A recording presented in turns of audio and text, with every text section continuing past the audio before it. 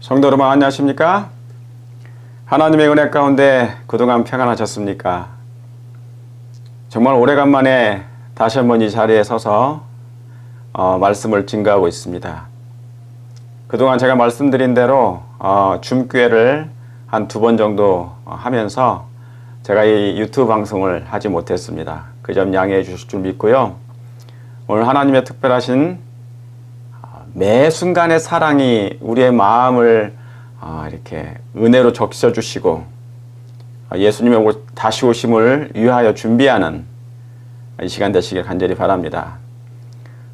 비록 유튜브를 통해서 말씀을 듣는 거지만 아무 영적인 영향을 끼치지도 못할 수 있습니다. 왜 그렇습니까? 여러분의 개인적으로 하나님과의 깊은 교제와 그리고 기도와 말씀 가운데 말씀을 깊이 연구하심으로 그것만으로도 충분한 은혜가 될 줄 믿고 또 하나님의 성령께서 여러분을 정말 구름 기둥으로 불 기둥으로 인도하실 줄 제가 믿습니다. 그러나 이 방송을 통하여 하나님의 특별하신 그 은혜로 준비된 말씀이 정말 100만 분의 1이라도 여러분의 마음 가운데 영적인 영향을 감화를 끼치기를 간절히 바랍니다. 사랑하는 성도 여러분, 우리 준비하시길 원하십니까? 예수님의 오심이 심히 가까운 줄 여러분 믿으시죠? 예, 저도 그렇습니다. 자, 오늘 제목은 오늘날 교회의 영적 형편 정말 안심할 만한가? 라는 제목을 가지고 말씀드리겠습니다. 오늘날 교회의 영적인 형편이 정말 안심할 만한 일인가? 여러분은 어떻게 생각하십니까? 여러분의 교회, 여러분의 개인의 신앙 정말 안심할 만한 영적인 상태인 것 같습니까? 교회는 에클레시아, 건물이 아니죠. 우리가 다니는 그 건물을 보러 다니는 것이 아니고 교회는 하나님의 백성들이 모여서 하나님을 섬기는 무리들을 얘기했습니다. 그러므로 이 교회는 여러분들이죠. 저와 여러분들을 얘기하는 것입니다. 그러므로 이 영적인 교회의 영적 형편은 현재 저와 여러분들이 안심하고 지내실 만큼 정말 하나님의 뜻대로 가고 있는 것입니까? 우리의 영적인 형편이 정말 안심할 만한 것입니까? 아니면 심히 심각하십니까? 영적으로 경계하고 각성하고 회개가 더 필요한 것입니까? 아니면 이 정도면 됐다 여기십니까?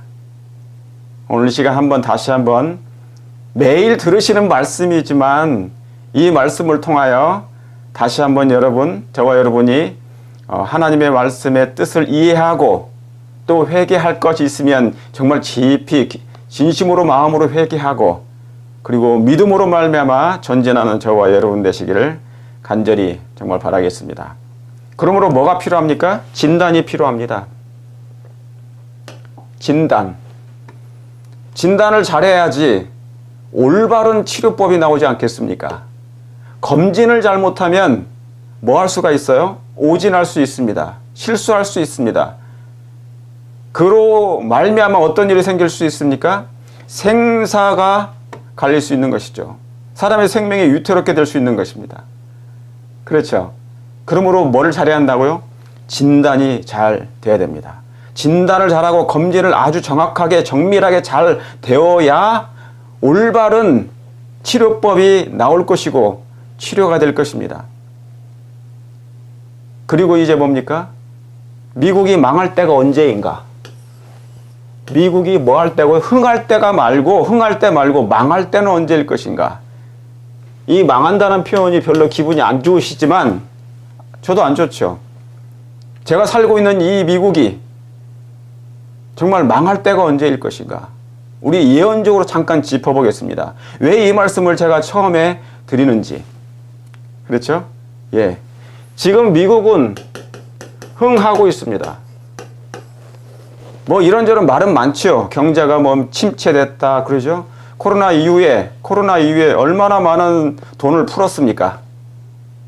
연준에서 미국 중앙은행에서 돈을 풀고 각 나라마다 돈을 풀었잖아요. 국민들에게 돈을 거저 줬지 않습니까? 그러니까 돈이 너무나 시중에 흔하다 보니까 가치가 떨어져요. 그러다 보니까 뭡니까? 물가가 올라가는 것입니다. 이것을 잡기 위해서 지금 뭐냐면 Federal Reserve 연방준비위원회에서 은행에서 뭐예요? 긴축 정책을 펴고 있어요. 다시 말하면 풀었던 돈을 다시 한번 끌어오는 것입니다. 다시 걷어들이는 것이에요. 그래야만이 돈이 흔하지 아니하고 돈 가치가 오르면서 물가가 떨어진다는 것이죠. 그러나 전 세계가 지금 이 일 때문에 많이 뭡니까? 흥청거리고 있습니다. 그리고 불안해하고 있습니다. 미래가 어떻게 될 것인가? 경제가 어떻게 될 것인가? 초유의 모든 국민들의 사람들의 관심이 어디에 있어요? 경제예요, 경제.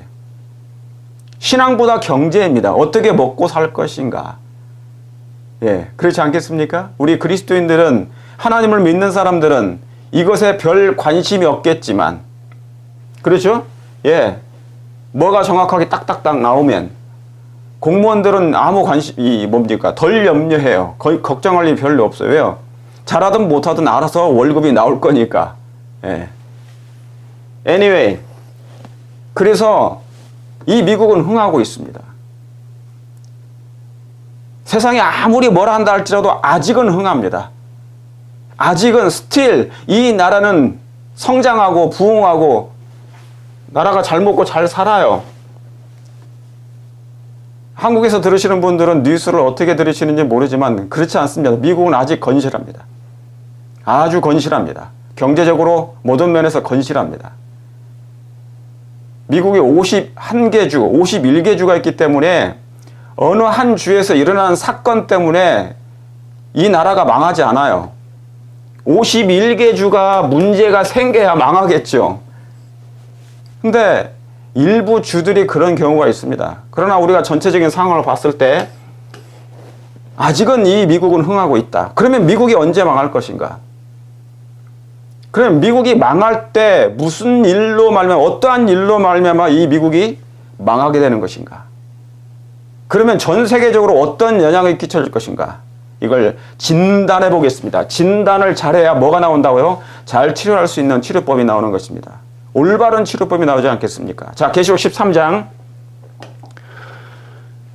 15절부터 17절 다 하시는 말씀이에요. 짐승의 우상에 관련된 거. 짐승의 우상을 만드는 장면입니다. 저가 권세를 받아 그 짐승의 우상에게 뭐를 줘? 생기를 주어 그의 짐승의 우상으로 말하게 하고, 또 짐승의 우상에게 뭐 하지 아니하면 경배하지 아니하면 아니하는 자는 몇이든지 다 죽이게 하더라. 여기에 뭐가 나온다고요?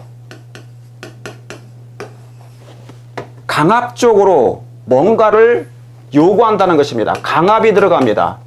강제가 들어갑니다. 강제. 안 하면 안 되게 돼 있어요. 의무적인 것이 들어갑니다. 의무. 이 의무, 강제, 강압이 들어간다는 것은 내 양심이 내가 허락하지 않는데 억지로 하게 하는 걸 얘기하잖아요. 그래서 강요라고 합니다.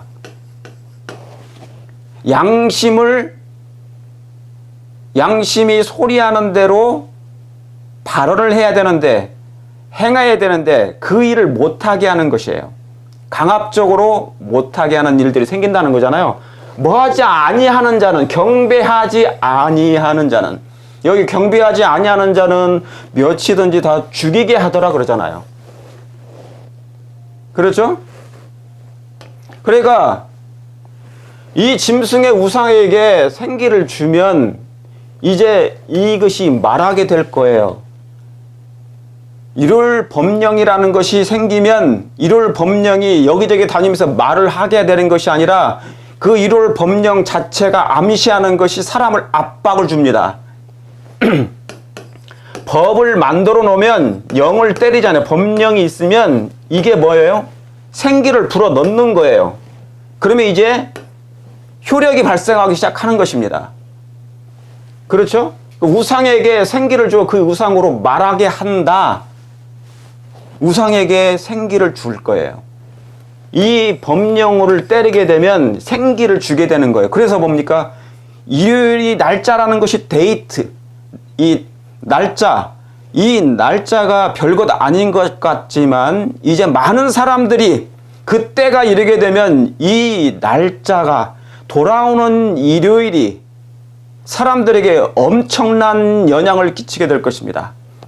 보이지 않는 이 날짜가, 하루라는 이 날짜가, 썬데이라는 이 날짜가 마치 의인화되어 사람의 마음을 강요하는 듯한 그런 놀라운 이상한 일이 벌어진다는 것이에요. 단 한 번도 경험해 보지 못했던. 왜요? 이걸 법령으로 생기를 줘버리니까 효력이 발생하는 거예요. 그렇죠? 자, 그래서 짐승의 우상에게 경배하지 않은 자는 뭐한다? 몇이든지 다 죽이게 하더라. 자, 계시록 13장의 이 말씀은 중요합니다. 왜 이 말씀이 중요해요? 몇이든지 죽이게 하더라. 이 말은 이곳 미국에서 뿐만 아니라 전 세계적으로 이 일이 동시에 이제 거의 동시에 일어나게 될 것이에요. 먼저 미국에서 이런 일이 벌어지는데, 자, 그러면 몇이든지 이 짐승의 우상에게 경배하지 아니하면 다 죽이게 하더라. 이 말은 민주주의 국가에서 가능하겠습니까? 아니면 독재 나라에서 가능하겠습니까? 독재적인 나라에서 가능한 것입니다. 미국은 자유국가입니다. 자유주의 국가입니다. 자유주의. 그런데 마음을 강요하고 강압하고 강제적으로 뭐를 하게 한다면, 만약에 하지 아니하면 죽인다는 것까지 법령을 내린다면 이 나라는, 자유라는 이 자유가 빠지게 될 것이에요. 더 이상 미국은 자유주의가 아닙니다. 그럼 무슨 나라입니까? 독재 나라예요. 독재.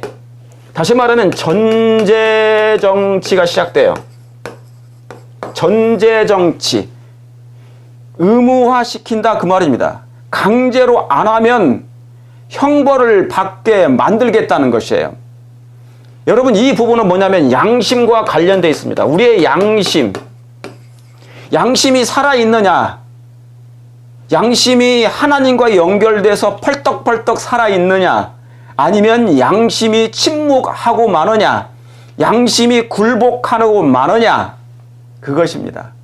그런데 이 양심이라는 것은 하나님의 은혜와 사랑으로 잘 다듬어지고 곱게 되어져서 품격이 되고 하나님의 품성이 될 때 이 모든 것을 믿음으로 사랑으로 저항할 수 있습니다. 하나님께 영광이 될 만한 저항이 되는 것이죠. 고집으로 하는 게 아니에요. 저항을, 맞서는 것을, 거절하는 것을 고집과, 그러죠? 고집으로 하는 거 아니에요. 자존심으로 하는 게 아니에요. 하늘이 완전히 들어오는 거예요. 예수님이 완전히 내 마음을 지배하시는 거예요. 예수님의 사랑과 품성이 우리를 지배하시는 겁니다. 그러니까 뭡니까? 자, 이 짐승의 우상에게 경배하지 아니하는 자는 몇이든지 다 죽이게 하더라는 이 말씀 속에는 분명히 이 미국이 자유가 없어진다.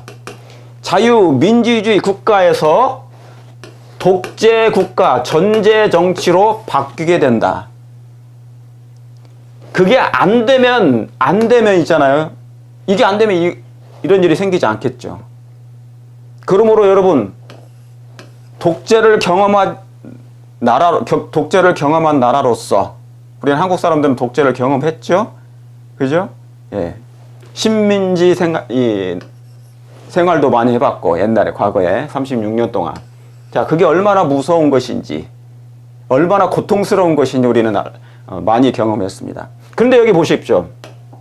저가 모든 자, 곧 작은 자나 큰 자나 부자나 빈궁한 자나 자유한 자나 종들로 그 오른손이나 이마에 뭐를요? 표를 받게 하겠다는 거예요. 나는 공산당이 싫어요. 나는 짐승의 우상이 싫어요. 라고 하는 환경이 조성되지 않아요. 누구든지 이렇게 자신있게 말할 사람들이 드물게 될 것입니다. 왜요? 생계 방도가 끊어지게 될 것이거든요. 자유를 잃어버리게 될 것이거든요. 갇히게 될 것이고, 감옥에 가게 될 것이고, 핍박과 박해를 당하게 될 것입니다. 현재 평안했던 이 평안한 나의 생애가 완전히 뒤바뀌게 되는 것입니다. 평안은 찾아볼 길 없게 될 것입니다. 흑암이 내리앉게 될 것이에요. 이 흑암이 내려앉게 될 것입니다. 자신 있게 이것을 맞서 싸우기에는 어쩌면 우리의 심령이 약할 거예요. 그만큼 이 만들어진 환경은 이 상태, 여러분. 짐승의 우상에게 경배하지 아니하면 몇이든지 다 죽일 것이다. 그리고 모든 자, 작은 자나 큰 자나 부자나 가난한 자나 모든 지위가 높던 안 높던 천민이든 귀족이든 상관없이 뭐예요? 여기에 다 들어가요. 강제가 들어갑니다. 안 받으면 안 되게 돼 있어요. 그러면 뭐냐면 이걸 거절하게 되면 모든 걸 잃어버리게 됩니다. 잃어버릴 공포가 이제 엄습하는데 저와 여러분이 이 지구상에서 단 한 번도 경험하지 못한 공포가 각인에게 이제 요구받게 될 것입니다. 여러분은 맞설 수 있겠습니까? 이런 환경이 다가오게 되면 맞설 수 있겠습니까? 한 예로 어느 단체에 사람이 100명 있어요. 근데 100명이 전부 다 뭡니까? 빨간 거를 쥐고 있는데 나 한두 사람만 파란 거를 쥐고 있기가 쉬워요? 안 쉬워요? 안 쉬워요. 만약에 빨간 거를 잡지 않으면 이 사람들이 나를 뭡니까? 왕따 정도가 아니고 이상한 사람으로 사회를 문란시키는 사람으로 낙인을 찍을 뿐만 아니라 욕하고 비난하고, 그죠? 때로는 폭력을 행사할 수 있고 그런 말할 수 없는 경험하지 못한 환경을 만나게 될 거예요. 여기서 견뎌내기란, 이 빨간 것에 이 파란 것을 쥐고 있기란 너무너무 어려운 것입니다. 이것을 내놓아버려, 이 파란 깃발을 그냥 포기해버려야만이 속이 편안한 그런 시대가 될 수 있어요. 여러분은 타협하지 않을 수 있겠습니까? 예를 들면 교회, 대부분의 사람들이 교회에 육적인데 몇 사람만 영적이다. 그러면 견딜 수 있습니까? 견디기 어려워요. 어떤 사람들은 포기하고 교회를 안 나와버리지 않습니까? 오늘날에도. 얼마나 힘들어요. 그 압박이. 영적인 압박, 영적인 왕따를 당한다는 것, 영적인 외면을 당한다는 것, 제외를 당한다는 것, 그죠? 관계가 끊어진다는 것, 두려운 사실입니다. 제가 다닐 때, 침투 전도하고 집집 방문 다니면서 영혼을 찾아낼 때 어떤 일이 벌어지냐면 성경을 다 가르쳤어요. 진리를 가르치는데 그 시골입니다. 시골은 한 마을 단위로 다니잖아요. 그래서 그 동네 사람들이 다 알아요. 그리고 시골에는 교회가 많지 않고 한 교회만 있고 그 교회를 거의 다 다니는 것입니다. 그러니까 뭐냐면 이 사람이, 이 장로교인이 진리를 깨달은다 할지라도 그 사람들, 동네 사람들 눈치 때문에 진리를 선택하지 않습니다. 왜요? 만약에 이 사람이 거기서 슈퍼마켓을 해요. 그런데 진리를 발견을 했는데 당장 개종할 수가 없어요. 교회를 못 나갑니다. 그래서 포기합니다. 진리를 그냥 뭐예요? 외면해버려요. 알지만, 이게 옳다는 건 알지만 그걸 받아들일 수가 없어요. 왜요? 당장 만약에 이걸 받아들이게 되지 않습니까? 받아들이게 되면 그 주변 동네 사람들이 이 가게에 와서 사 먹질 않아요. 그러면 자연적으로 뭡니까? 경제적으로 힘들어지는 것입니다. 그 일을 또한 그 교회에 있는 담임 목사가 얘기를 할 것이고, 그러니까 앞으로 이러한 영적인 상태, 이런 환경이 주어지게 된다는 거예요. 자, 나중에는 여기 있는 말씀처럼 저가 모든 자, 곧 작은 자, 큰 자나 부자나 빈궁한 자나 높은 자나 낮은 자나 천민이나 귀족이나 다 상관없어요. 무조건 받아야 돼. 강제로. 안 받으면 문제가 생겨요. 살아남을 수가 없게 될 환경이 만들어져요. 그러니까 이게 나중에는 뭡니까? 평준화가 돼요. 평준화. 뭐가요? 자기가 성공을 했다. 여러분이 성공을 했고요. 공부 열심히 해가지고 정말 성공을 했어. 그죠? 성공을 했어. 비즈니스를 해서 성공을 하든지, 공부를 열심히 해가지고 박사하겠다고, 그 다음에 교수가 되고, 아니면 의사가 되고, 아니면 뭐가 정말 훌륭한 사람이 됐어요. 이 모든 가진 것이 이때가 되면 자기 것이 아니게 되는 거예요. 만약에 여러분이 이 강요에 승복을 하지 아니하면 이 모든 걸 빼앗기게 됩니다. 그러니까 여러분 이때가 이르게 되면 1월 시험령이 오게 되잖아요. 그때는 다 평준화가 됩니다. 성공을 했던 안 했던 가난한 자든 부자든 더 높은 자도 없어. 이제 다 그냥 평준화가 돼버려요. 잘난 체할 일도 없고 그런 일이 생기지 않아요. 대신에 이제 뭐냐면 이 짐승의 우상에게 경배하도록 강요하고 요구할 때 거기에 승복해서 인정해버리면 알았다. 내가 절하겠습니다. 경배하겠습니다. 하면 이것을 당장은 빼앗기지 않아요. 예, 당장은 보존될 수 있어요.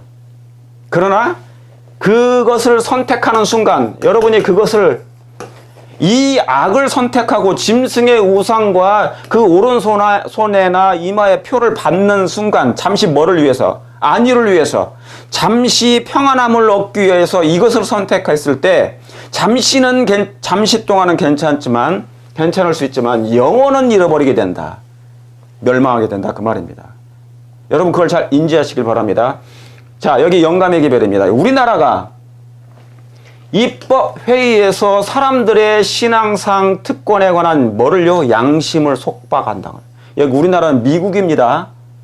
이곳 미국에서 입법회의, 그러니까 상원과 하원에서 이 의회에서 신앙상 특권에 관한 양심을 속박하기 위한 뭐를요? 법령을 제정하여, 자, 법령을 제정해요. 그러니까 한국에서 말하면은 국회의원들이 법을 제정합니다. 그래서 뭡니까? 뭐를 속박하기 위해서? 양심을 속박하기 위해서. 지금까지는 각 나라마다 의회에서, 국회에서 뭐를 해요? 사람들을 양심을 속박하는 그런 법을 제정하지 않습니다. 국민의 유익을 위해서 하는, 그러죠? 국민의 편의를 위해서 하는 제공하는 법령을 만들지 결코 양심을 속박하는 그런 법령을 만들지 않아요. 그렇지 않습니까? 그런데 이제 이때가 이게 되면 입법회의에서, 미국 의회에서 정치인들이 뭐를 해요? 양심을 속박한다는 거예요. 이 법안을 만든다는 거예요. 법령을 제정하여 일요일 준수를 강요하고 제7일 안식일을 지키는 사람들을 억압하게 하여, 만약에 썬데이를 지키기를 원한다 그러면 억압받지 않습니다. 안식일을 지키는 사람들을 억압하게 하여 강압적인 세력을 행사할 때, 자, 강압적으로 세력을 행사할 때 하나님의 율법은 사실상 우리나라에서 뭐 할 것이다? 폐지될 것이다. 다시 말하면 율을 법령을 만들어 가지고 강압적으로 요구하게 되면 사실상 미국에서 뭐가 폐지된다고요? 하나님의 율법이 폐지가 되는 거예요. 자, 이 말씀 무슨 말씀이냐면 하나님의 율법을 입법기관에서 폐지해버리잖아요. 인간의 법이 아니라 하나님의 법을. 그러면 무슨 일이 생기냐면 그리하여 국가적인 배도가 국가적인 멸망을 초래할 것이다. 그런 거예요. 아, 여기 중요한 말씀입니다. 하나님의 율법을 국회나 의회에서 폐지하는 법안을 내리잖아요. 뭐를 함으로? 이 율을 법령을 만들므로 이 하나님의 율법을 폐지하면 이 결과가 곧 무슨 결과를 낳게 된다? 예. 배도를 낳게 되고요. 이건 배도하는 일입니다. 하나님의 율법을 폐지하는 일은 하나님을 배도하는 것이고요. 두 번째, 이제 국가적인 멸망으로 들어가는 것이에요. 국가적인 멸망. 그래서 제가 이 말씀을 쓴 거예요. 미국이 망할 때가 언제인가? 언제 멸망하고 언제 패망할 것인가? 로마 제국이 패망하는 때가 있었잖아요. 그죠? 바벨론이 패망하는 결정적인 때는 하나님의 율법을 완전히 유린해버리고 버리게 될 때, 더 이상 뭡니까? 그것은 중요하지 않아요. 국가적으로. 그리고 무사람들의 마음이 그것을 별로 소중히 여기지 않게 될 때, 다시 말하면 하나님을 완전히 떠났다, 그 말은 배도예요. 그러면 어떻게 됩니까? 하나님의 율법을 버리면 배도가 되는 것입니다. 하나님을 버리는 거와 똑같은 거예요. 그러면 어떤 일이 벌어진다? 국가적인 멸망을 그때 초래하게 된다. 그러므로 여러분, 이제 미국이 언제 망할지 시기가 나온 것입니다. 이게 시기예요. 그때가 언제냐? 미국이 뭡니까? 전 세계에서 가장 뭐예요? 초강대국입니다. 경제, 군사, 문화 모든 면에서, 기술 면에서. 이 나라를 쫓아올 나라가 예언적으로 없어요. 예언상 또 다른 미국은 생기지 않는다. 초강대국이 될 것이다. 끝날까지. 그런데 이 초강대국의 나라가 하나님의 율법을 폐지함으로 말미암아 배도에 이르게 되고, 배도하게 되면 그것이 바로 뭡니까? 하나님의 국가적인 자기의 이 나라가 멸망을 초래할 수밖에 없는 일이 생기게 될 것인 거예요. 이 말은 미국의 멸망은 세계의 멸망으로 도미노 될 것이다. 이게 예언의 핵심입니다. 이해하시겠습니까? 미국이 배도하면 안 돼요. 하나님의 율법을 만지작거리면 안 됩니다. 폐지하려고. 그런데 이 움직임이 있게 될 때, 이 운동이 있게 되면 이제 엄청나게 어떤 일이 벌어지겠습니까? 이제 사람들의 마음이 서서히 은혜가 주어졌는데 이 은혜가 서서히 개인적으로는 떠날 수 있습니다. 국가적으로도 이제 배도가 됐다는 것은 하나님의 성령이 거두어지는 걸 얘기하잖아요. 개인적으로도 마찬가지인 것이에요. 이해하시겠습니까? 그러니까 이때가 되면 그동안 신앙했던 사람들이 공등탑이 한순간에 다 무너지는 것입니다. 성공. 나는 열심히 공부해가지고 정말 이 지구상에서 가장 좋은 직장을 가지고 있어. 돈을 가장 많이 버는 직장을 가지고 있고 비즈니스도 그렇게 하고 있어. 그런데 그 모든 것이 뭡니까? 한순간의 절망, 다시 말하면 다 무의로 끝나는 거예요. 이런 날이 돌아오는 것입니다. 그러니까 뭐냐면 여러분, 예수님의 재림을 있잖아요. 사람들이 싫어하는 사람들 있잖아요. 육적인 사람들이 예수님이 오심을 싫어해요. 왜요? 자기가 가진 모든 걸 다 잃어버리니까. 재산도 잃어버리지 않습니까? 지위도 잃어버리지 않습니까? 열심히 공부해서 한 공부의 성공까지도 다 잃어버리게 되잖아요. 그죠? 그러니까 바벨탑이 그냥 무너지는 거예요. 창세기 11장의 바벨탑이 쌓았던 이 공등탑이 한순간에 무너지니까 재림을 싫어하는 거예요. 그러니까 교회 안에는 그래서 항상 두 부류가 있다. 근데 어떤 사람이 더 불리합니까? 불리한 사람이 어떤 사람이에요? 불리한 부류가 있어. 성공한 사람들이 불리합니다. 돈이 많은 사람들이 불리해요.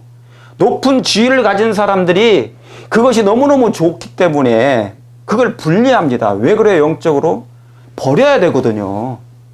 이걸 놓아야 되는데 놓을 수가 없어. 그러니까 이걸 놓는 것보다 아직 예수님이 그냥 아예 예수님이 안 오시는 게 더 좋아요.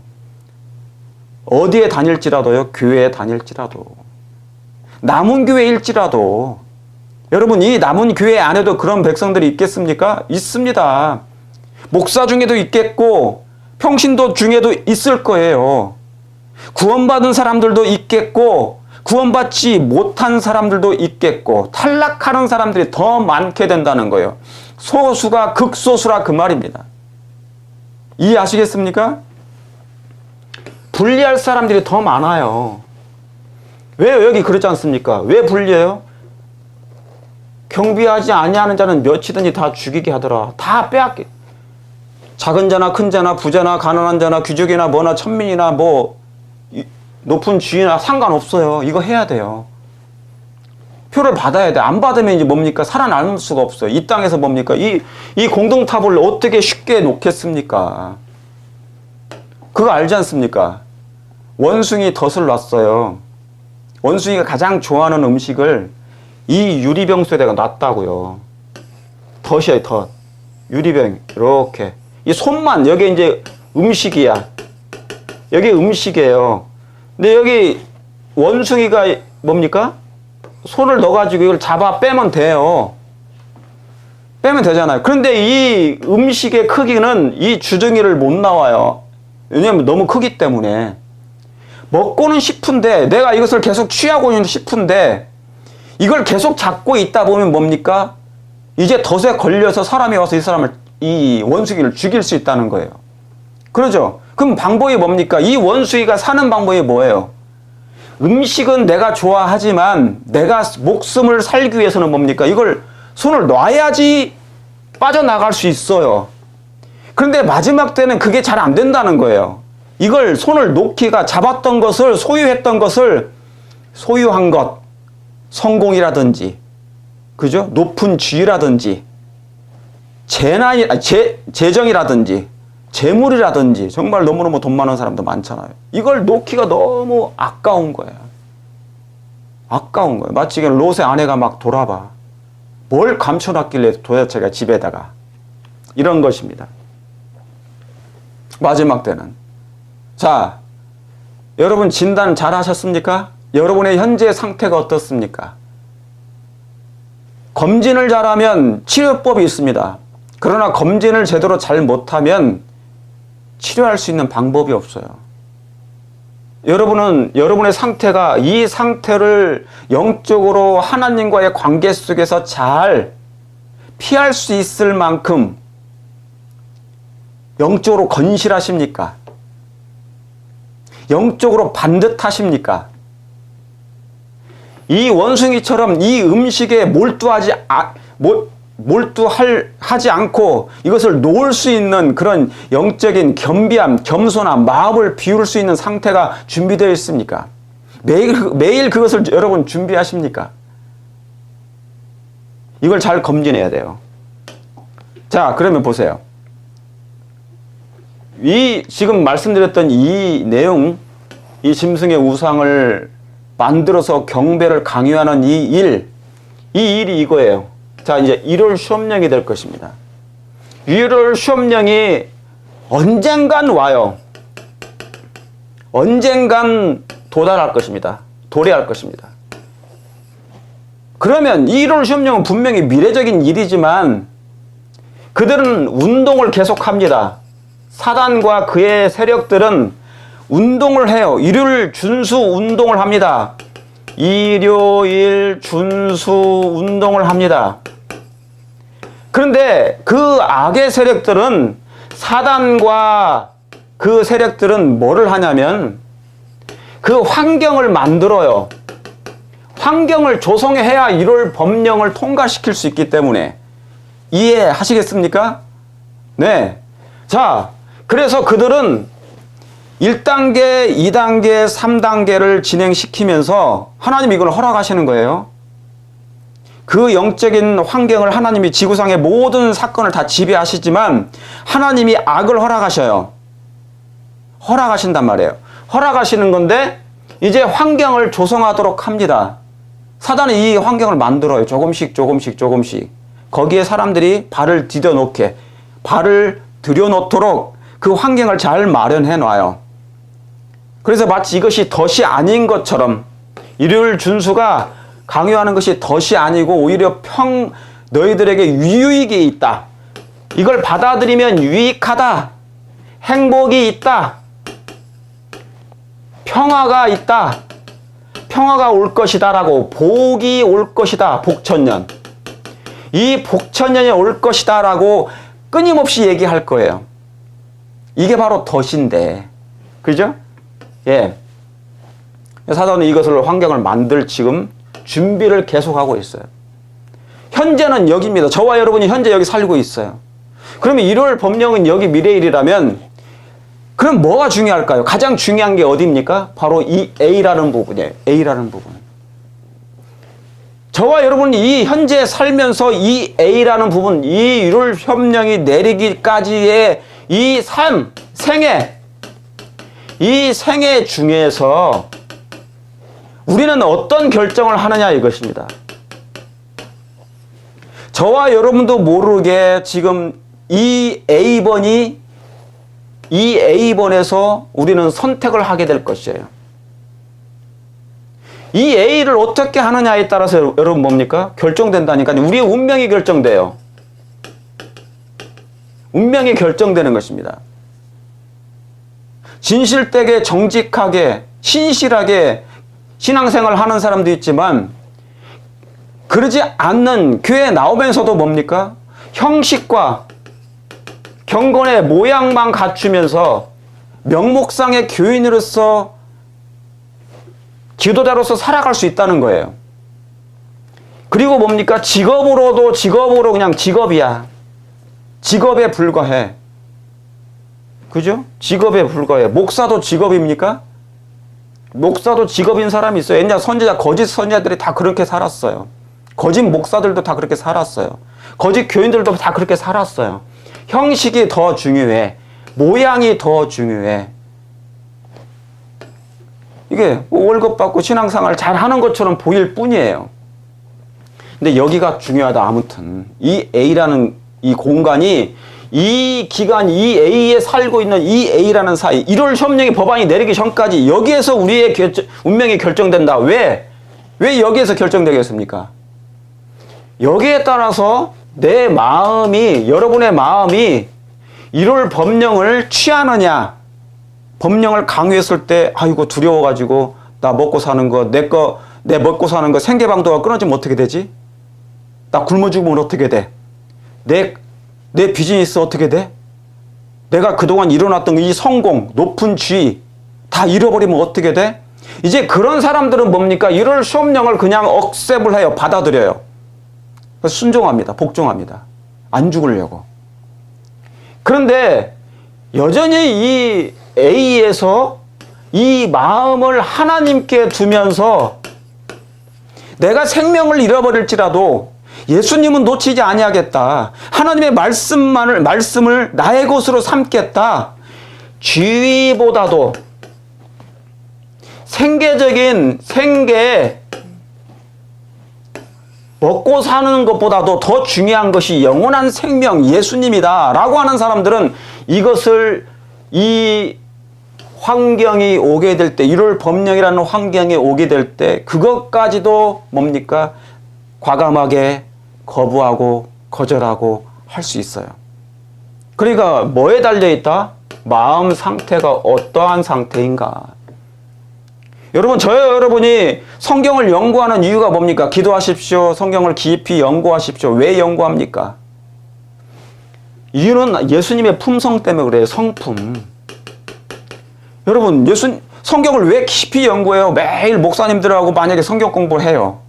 자주 모여서 소그룹으로 성경 공부합니다. 들어요. 계속 들어. 또 깨달아요. 근데 왜 성경 연구를 하냔 말입니다. 왜? 근데 지식은 많이 쌓아요. 지식은 많아져. 아는 건 많아져요. 그런데 이 성경 공부해가지고 많은 지식이 쌓아지면서 아는 건 많아지는데 품성은 아닌 게 있어요. 품성은 못 따라가는 경우가 있습니다. 이건 뭐냐면은 지식만 채우는 성경 연구라고 그래요. 뭐는 안 변하는데 품성은 안 변해. 자, 오늘 그와 같은 말씀을 제가 드릴 거예요. 여러분 이제 이 1월 시험령이 다가오게 되면 정말 내리게 되잖아요. 그러면 올 것이 왔구나. 우왕좌왕하고 방황하고 패닉 가운데 빠지게 됩니다. 이게 이제 테스트거든요. 테스트. 관문을 통과해야 되는데 이 관문을 통과하지 못할 사람들이 수두룩박정이니까. 예?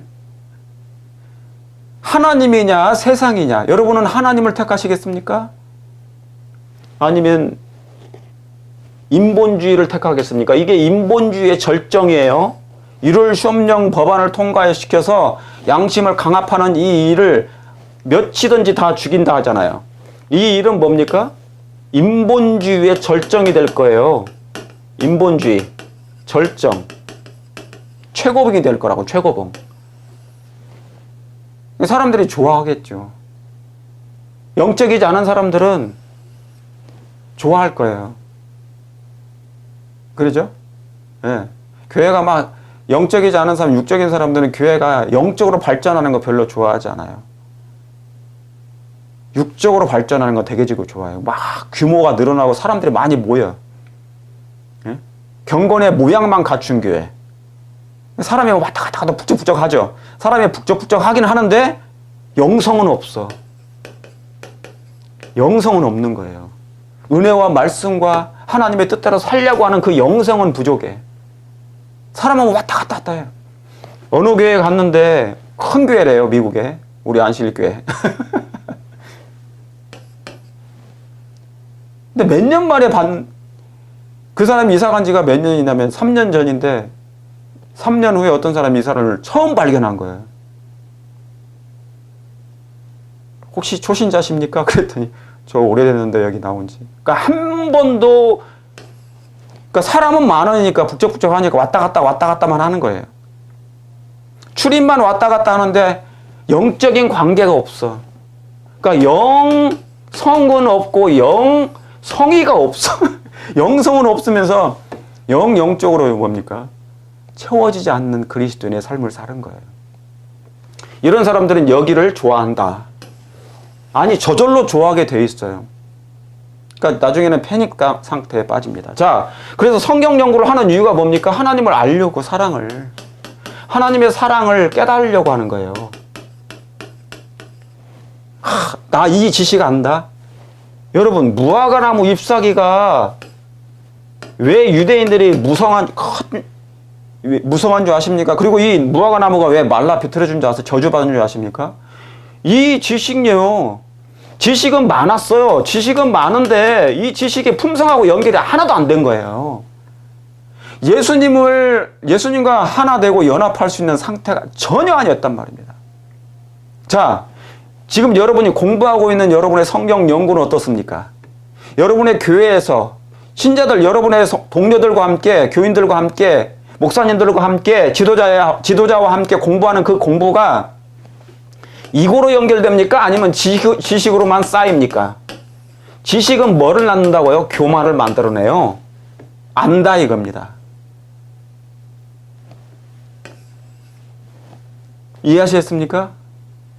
자, 오늘 더 구체적으로 들으면 이게 중요해요. 여기가 가장 중요해요. 이 가운데 사이, 현재와 율을 법령이 오는 그 사이가 저와 여러분의 운명을 결정하는 것입니다. 자, 지금 우리가 있는 곳이 어디입니까? 그러면 저와 여러분이 지금 있는 곳이 여기가 어디예요?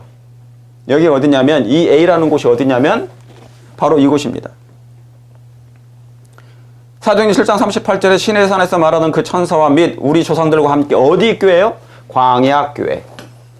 광야교회에 있었고 또 생명의 도를 받아 우리에게 주던 자가 이 사람이라. 모세를 얘기한 거죠.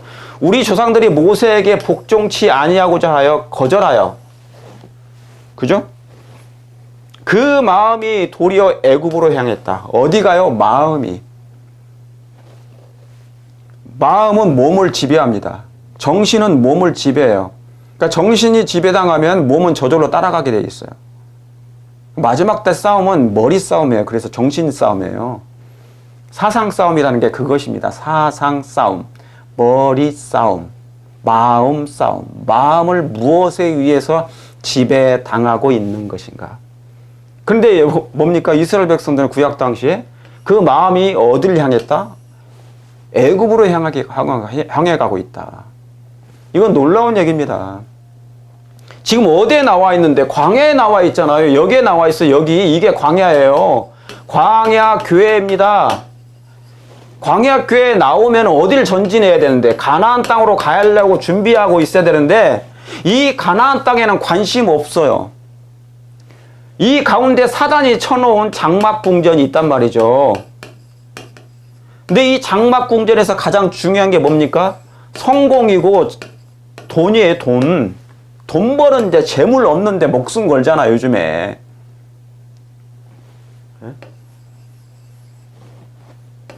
돈 없으면 죽음을 달라. 재물이 없으면 죽음을 달라. 그죠? 성공.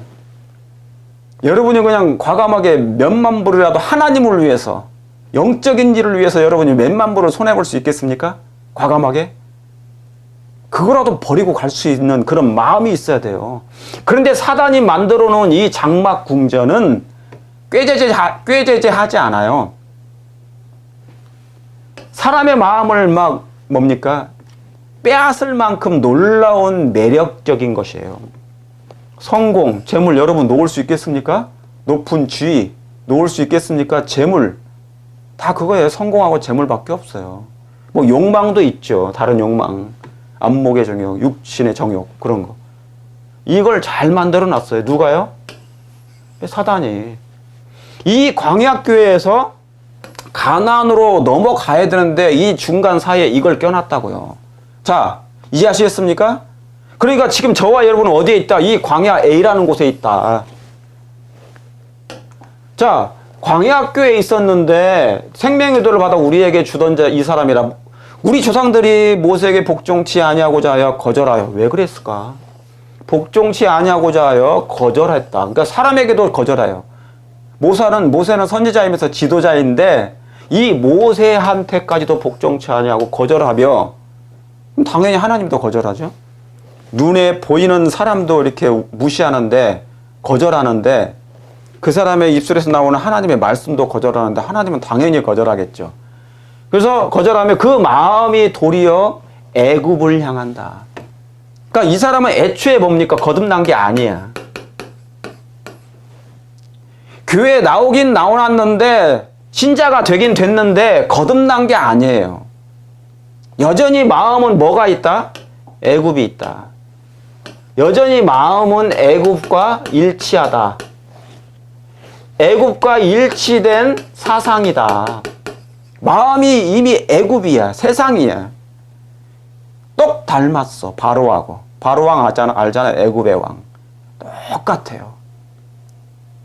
그러니까 내 주인은 하나님이 아니라 바로왕이다. 바로는 사단을 상징하니까. 그들의 마음이 어딜 향한다고요? 애굽으로 향한다고요. 자, 현재 저와 여러분은 이런 광야교회에 나와 있습니다. 이 광야교회에서 우리의 운명이 결정되는 거예요. 이것이 곧 올 건데 이 일을 법령이 내려서 우리의 양심을 강요하고 이제 죽이라 할 건데, 이 테스트를 견디려면 여기에서 우리의 신앙이 어떻게 하느냐에 따라서 결정되는데, 운명이. 이게 바로 광야교회란 말이에요. 여기 광야. 그런데 사람들의 마음이 어디로 간다고요? 애굽으로 도리어 향한다고요. 교회는 나오는데 애굽이야. 교회는 나오는데 세속적이야. 교회는 신앙생활은 오래 했는데 세상과 동화됐어요. 여전히 뭡니까? 사람들이, 지도자들이 뭡니까? 성공. 높은 자리에는 뭡니까? 사죽을 못 써. 높은 자리. 좋은 집, 아파트, 그 다음에 좋은 하우스 사는데 막 옮겨다가. 하늘에는 부요치 않으면서 땅에는 부요케 하려고 애를 쓰는 거예요. 이런 삶은 뭐하다? 그 마음이 어디로 가는 것이다? 애굽으로 향하는 것이다. 여러분, 우리가 아직 가나안 땅에 들어간 거 아니에요.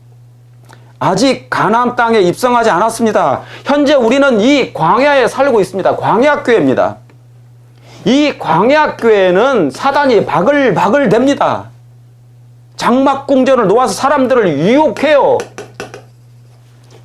지뢰밭이 바글바글합니다. 지뢰밭이 여기저기 있어요. 그것이 무엇이 됐든지, 어떤 것은 재물이 될 수 있고 돈이 될 수 있고 성공이 될 수 있고 높은 자리가 될 수 있고, 우리 교당 안에서도 마찬가지입니다. 그것이 결혼일 수도 있어요. 결혼일 수도 있단 말이에요. 그게 결혼이라는 지뢰밭. 지뢰밭이 얼마나 많습니까? 이 유혹이 있단 말이죠. 애굽으로 향하게 하려고.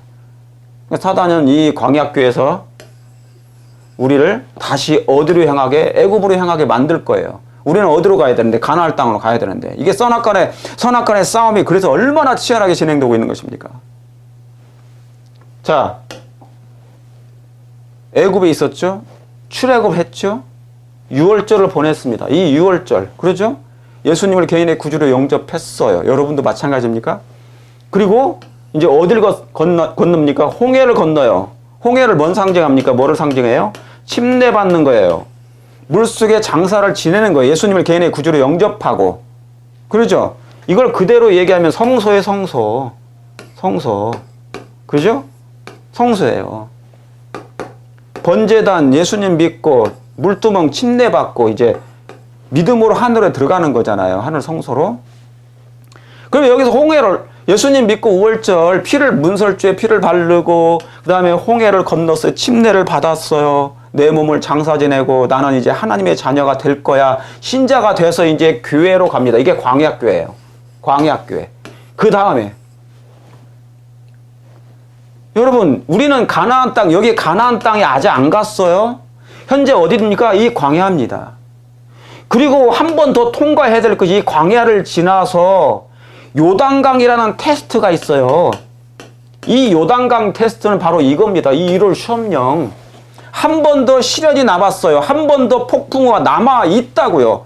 그런데 이미 사람들이 뭡니까? 가나안 땅에 간 것처럼 평화로워. 교회의 영적인 상태가 너무나 이미 안식해버렸어요. 안주해버린 듯 하다 그 말입니다. 교회의 영적인 형편이 안심할 만한 상태인가? 광야에서 우리의 운명이 결정되고 여기서 선악간의 전쟁이 일어나고 사단은 우리를 끄집어내가지고 어디로 향하게 한다고요? 세상으로 향하게 한다고요.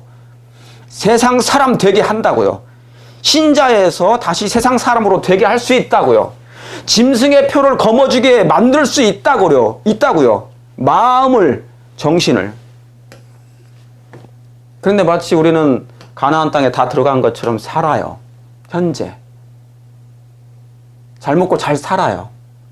한국에 있는 사람들, 한국분들, 신자들과 미국에 있는 한인 신자들 다 잘 먹고 잘 살아요. 요즘에 한국이 뭐 선진국 돼버렸잖아요. 그런데 이 광야가 가나안이 아니에요. 이 광야 교회에서 구원받은 자가 없어요. 히브리서 3장 민수기 읽어보세요. 출애굽 했던 사람들이 유월절을 믿고 나와서 홍해를 건넌 사람도, 자 침례를 받은 사람도 광야에 들어가서는 다 망했단 말이에요. 그러니까 안심한 거예요. 안심. 여러분의 교회, 여러분 개인이 지금 안심할 만한 상태입니까?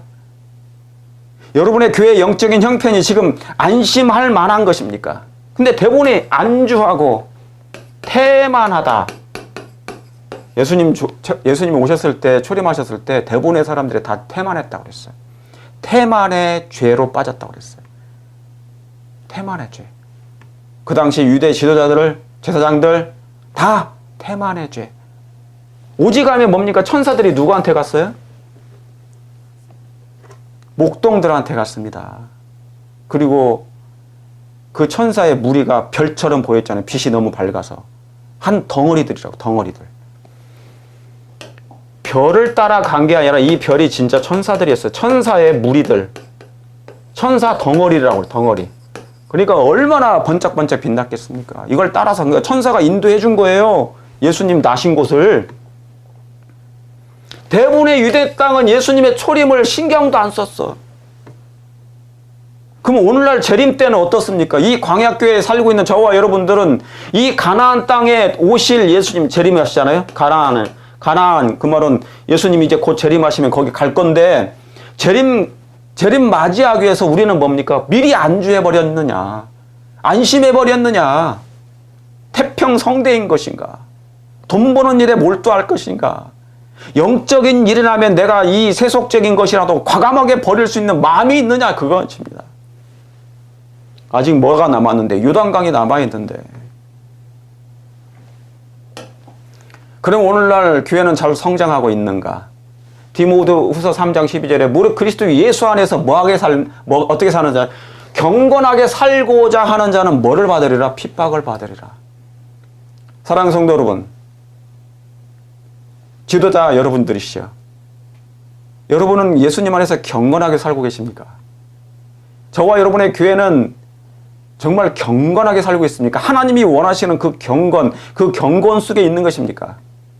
그렇다면 분명히 뭡니까? 만약에 있다면 yes라면 yes, no라면 상관없는데 yes라고 한다면, 경건하게 살고 있다면 분명히 뭐를 받을 건데? 반대와 핍박을 받을 거예요. 핍박. 반대와 핍박이 따른대잖아요. 그런데 오늘날의 교회들은 어떻습니까? 경건하게 살고 있는데 핍박이 없는 것은 무슨 이유인 것인가요? 그 말은 뭐냐면 경건의 모양만 더 있기 때문에 아직 핍박이 없는 거예요. 만약에 하나님께서 원하시는 이 경건하게 정말 교회들이 살고 있다면, 재림교회가 남은 교회가 이렇게 살고 있다면 우리는 벌써 박해와 핍박을 받았을 것이다. 뭐 옛날에 화이트 부인도 1888년에 믿음으로 말미암은 의를 받아들였다면 예수님이 곧 오셨을 것이다. 그거와 똑같은 거예요. 그러나 그렇게 하지 않았다는 거예요. 믿음으로 말미암는 의를 받아들이지 않았고, 그런 삶을 살지도 않았고, 핍박을 뭡니까? 그러니까 핍박이 없었죠. 오늘날 우리 교회가 반대와 핍박이 없는 이유는 바로 경건의 모양만 있지 능력이 없기 때문에 그런 것입니다. 다시 말하면 하나님께서 원하시는 삶을 살지 않아요.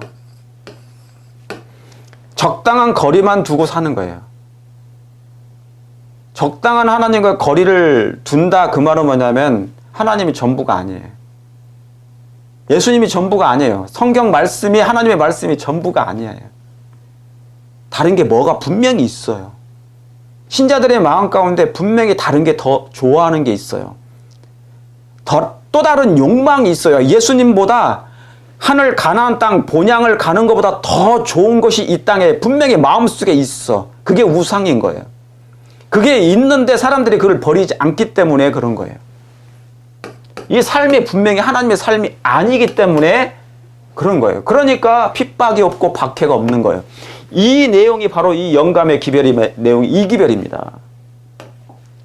그러면 박해의 불이 거의, 핍박이 일어나야 되는데 박해의 불이 거의 꺼진 듯이 보이는 이유는 무슨 이유인가? 그 유일한 이유는 교회가 세속적인 표준과 타협해서 그렇대요.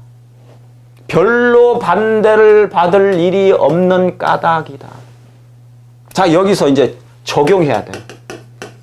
그러면 우리 교회는, 여러분이 속해 있는 교회는, 여러분의 개인의 교회는 박해가 일어나지 않는 이유가 이거라고 생각하십니까? 세속적 표준과 지금 많이 타협해서 그렇다. 그래서 별로 반대를 받을 만한 일이 없어요. 그런 것 같습니까? 오늘날 종교는 그리스도와 그분의 사도들이 생활했던 사도 당시의 그리스도인의 신앙처럼 순결하거나 거룩한 성격이 기다 아니다. 아니다. 정말 거룩했다면 그 당시의 신앙인들처럼 사도들처럼 순결하고 거룩한 성격의 것이라면 핍박과 박해의 불이 벌써 일어났을 것인데 지금 그러지 못하다는 것입니다. 오늘날의 교회의 영적인 형편은 안심할 만한 상태가 아니라는 거예요. 안심하지 않을 상태가 아니라는 것입니다. 순결도 없고 거룩성도 없고 세상과 동화됐고. 여기 중요합니다. 그리스도 교가 세상에서 인기가 있는 유일한 이유는, 자, 어느 교회는 있잖아요. 큰 교회들은 막 몰려가. 미국에서도 어느 교회는 막 몰려. 그 교회만 사람들이 많이 몰려. 근데 특별히 전도를 하는 것도 아니에요. 영어 공부를 하는 거 아니에요. 그냥 그 교인들이 모여서 하는 거예요. 미국은 있잖아요. 미국 교회들은 수평적인 이동으로 말미암아 성장합니다. 그건 성장이 아니에요. 진정한 성장이 아니에요. 우리 교인들이 생계 때문에 여기저기 이동하면서 교회가 더 많이 생기고 교인이 더 빠져나가고 그러는 거예요. 그러니까 영적인 성장은 아니에요. 그냥 가시적인 보이는 숫자가 늘어날 뿐, 누가 채워줘서, 같은 교인이 채워줘서. 전도 많이 해가지고 새로운 사람들이 신자가 들어오는 게 아니에요. 드물어요, 정말. 손꼽을 만큼. 그리스도 교가 세상에서 인기가 있는 유일한 이유는 죄와 타협하는 정신 때문에. 그러니까 교회가 인기가 있는 이유가 뭐라고요? 죄와 타협하기 때문에. 천주교가 인기가 있는 이유가 그것입니다. 술도 다 먹잖아요. 뭐 어때요? 신부도 술을 먹는데, 그러니까 그 교회 가면 세상 것도 하고 다 할 수 있어. 교회 예수님 믿는 척도 하고 신앙 좋은 척도 하고 거룩한 척도 하고, 그러면서 뭡니까? 세상에 있는 거 다 할 수 있어. 그리고 하나님의 말씀의 위대한 진리들이 너무도 하나님의 말씀의 위대한 진리들이 너무도 뭐예요? 무시되고 있기 때문에. 여기 무시라고 써 있잖아요. 무시되고 있기 때문에 그리스도 교회 내 활력이 넘치는 경건이 거의 없기 때문에 교회가 교회 같지 않은 거예요. 교회는 교회다워야 되지 않겠습니까? 하나님의 교회는 거룩하고 순결할 필요가 있지 않겠습니까? 그런데 교회가 순결과 경건과 그것이 거의 안 보여요. 그런데 안 보이는데 이런 교회가 인기가 많다는 거예요. 오늘날의 마지막 교회 형편이라는 것입니다. 죄와 타협한다 매일. 그런 정신 때문에, 죄와 타협하는 정신 때문에 교회가 표준을 계속 낮춰.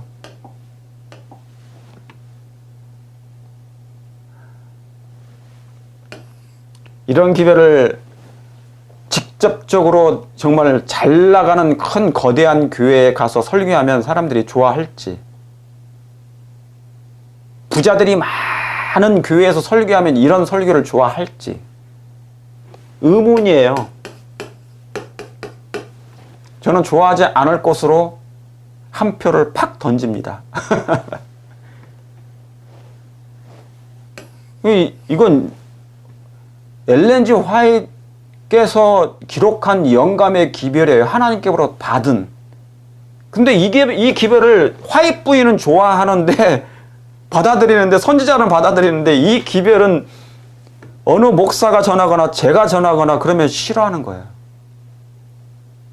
희한하죠? 근데 이런 일이 생기는 것입니다. 초대교회 신앙과 능력이 되살아날 때 박해의 정신은 다시 나타날 것이다. 핍박의 불길이 다시 타오를 것이다. 여러분, 핍박과 박해는 두려운 것이지만 사실은 이게 오면 내가 신앙을 잘하고 있다는 거예요. 경건하게 살기 때문에 예수님이 이제 곧 오시겠다 한다는 말입니다. 근데 핍박 받기 싫고 박해 받기 싫어서 경건하게 난 경건 원치 않아. 왜? 핍박 받을 거니까. 그럼 예수님 재림하실. 예수님을 재림을 바라면은요, 빨리 경건해야 돼. 그래야만이 박해가 와서 이 사업 끝나는 거예요. 이해하시겠습니까? 근데 이게 라오디게 백성의 상태하고 같다는 것입니다. 이 라오디게 백성들. 7번째 교회에 라오디게 교회인데, 의로운 백성이라고 말하지만 라오디게 교회가 정신을 차리지 못하고 있다는 것입니다. 이게 오늘날의 교회의 영적인 형편인데 안심할 수 있을까요? 계시록 3장에 라오디게 3장 15절부터 21절까지 이 라오디게 보내는 권면의 기별은 사랑함으로 사랑하는 내 자녀에게 책망하여 이르노니 그랬어요. 책망의 기별이에요. 왜요? 마지막 교회가 이 상태에 빠져 있기 때문에 죄와 타협하는 것이 팽배하고 하나님의 말씀의 위대한 진리들이 너무나 무시되고 있기 때문에 사람들이 교회를 좋아한다는 거예요. 그런 교회 가면 인기가 많다는 거예요. 여러분, 제가 한번 교회 세워볼까요? 이 세상 사람들이 좋아하는 기호별로 달라스에 가보면은 맥주교회도 있어요.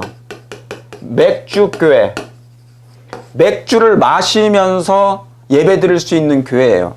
어느 교회 가보면 또 어느 교회는요, 마리화나, 대마초 교회도 있어요. 이것을 허용하면서 그냥 예배 드리면서 허용해서 예배 드린대. 그러니까 인기가 있겠죠. 아무나 다 갈 수 있어. 그러니까 제가 만약에 카페 교회, 세상 카페처럼 차려놓고 예배를 드린다 그러면 사람들 엄청나게 많이 모일 거예요. 제가 교회 육적으로, 외적으로 성장시킬 수 있는 방법을 제가 다 알아요. 근데 그렇게 성장시키면 뭐합니까? 진리하고 멀어져 있는데? 그럼 구원받지 못한 거, 이게 사단이 원하는 교회를 그렇게 만들어진다니까요. 막 노래 엄청 좋아하잖아요. 뭐 교회에 BTS 요즘 뭐 방탄소년단 인기잖아요. 미국에서 전 세계적으로. 이 아이 중에 하나가 신앙을 하는데 이 아이를 우리 교회 초청만 해도 애들이 몰려와. 사람들이 몰려올 수 있어요. 이 팀 초청해가지고 하면은. 간증만 해도 그럴 수 있어요. 교회가 오늘날 인기가 있는, 잘 성장. 정말 우리 교회는 잘 성장하고 있습니까? 정말 하나님이 원하시는 쪽으로.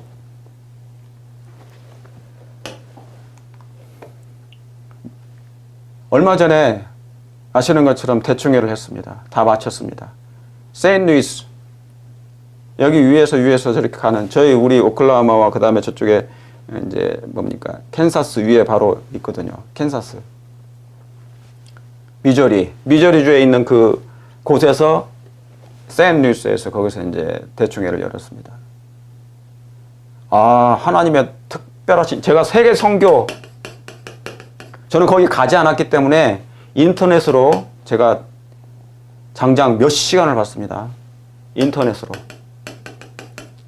세계 선교 보고를 하는데 제 마음이 막 울컥했어요. 감동이 있었습니다. 이렇게 놀랍도록 하나님께서 전 세계 천국 복음이 모든 민족에게 증거되도록 하신 것, 이 하나님의 영광입니다. 이것에 인발부된 여기에 참여했던 모든 선교사들과 하나님의 종들에게 백성들에게 하나님의 놀라운 축복이 있을 것입니다. 헌신하고 봉사함으로 말미암아 그 몇 사람들이 땅끝까지 복음이 증거되고 있는 것만 해도 얼마나 마음의 감동이 있었는지 몰라요.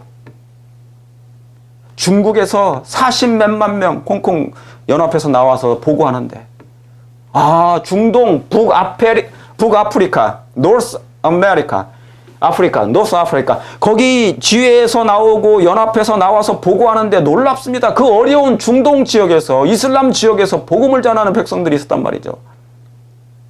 보고하는데 이스라엘 민족에게 그죠?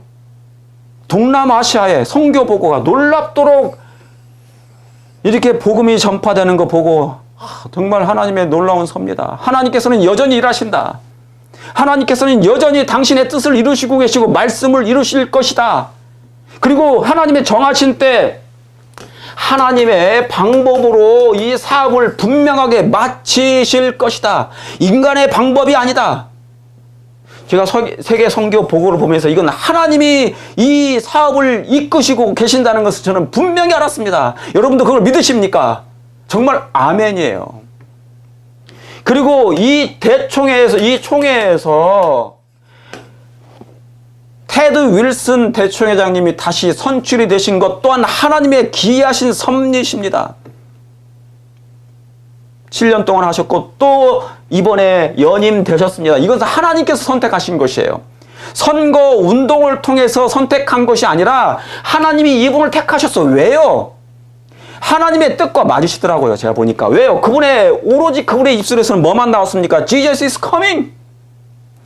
Jesus is coming. 예수님은 오신다. 그분이 오신다. 예수님의 오심을 준비하자는 것입니다. 그리고 get involved. 참여합시다. I will go. We will go. 제가 가겠습니다. 우리가 가겠습니다. 땅끝까지 이 복음을 전하겠습니다.